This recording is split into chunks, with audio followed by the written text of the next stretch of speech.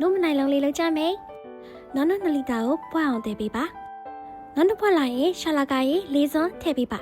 မီအေးလေးနဲ့ဖြည်းဖြည်းချင်းစီမွေးပေးပါ3-4မိနစ်လောက်ကြာတဲ့အခါမှာဒီလိုပုံစံမျိုးဖြစ်လာရင်ရပါပြီအဝတ်ဆက်ပါလေးကိုအသုံးပြုပါမယ်ကြိုထားတဲ့နောက်နို့ကိုလောင်းထည့်ပေးပါအရေးတက်ဖတ်တက်ကွဲစီရန်ဖြစ်ပါတယ်ရှာလာကရေးနဲ့ပြအောင်ရေနဲ့3-4ခါလောက်ဆေးပေးပါပြီးရင်ရေဆင်အောင်စစ်ပေးပါပကံလုံးလေးကိုပြောင်းထည့်ပြီးတော့ဖြည်းဖြည်းချင်းစီမှုတ်ပေးပါခြေပေးပါအခုလိုပုံစံမျိုးရလာပြီဆိုရင်ကိုချိုက်တယ်လို့ပုံတရံဖော်ပြီးတော့လုံးလို့ရပါပြီတကြားရည်ကိုပွားအောင်တည်ပြီးတော့လုံးထားတဲ့မလိုက်လုံးလေးတွေကိုထည့်ပေးပါတကြားရည်နှဲငယ်ခန်းတဲ့အထိကြိုပေးပါနွားနို့နှဲငယ်ကိုလောင်းထည့်ပေးပါအနှဲငယ်စပွက်လာတဲ့အထိတည်ပေးပါနွားနို့ဆိုတော့မလိုက်ပတ်လေးတွေတက်လာပြီဆိုရင်စားသုံးလို့ရပါပြီ area တော့အေးခံပြီးရေကတာလေးထည့်ပြီးစားပါမယ်